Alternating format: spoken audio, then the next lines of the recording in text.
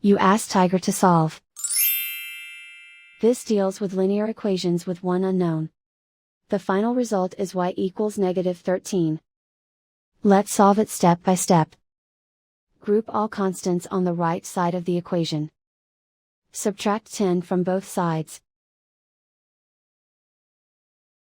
Simplify the arithmetic.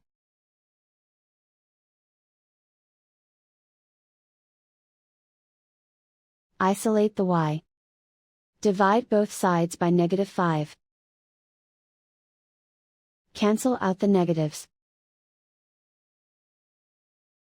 Simplify the fraction. Move the negative sign from the denominator to the numerator. Find the greatest common factor of the numerator and denominator. Factor out and cancel the greatest common factor. And so the final result is y equals -13.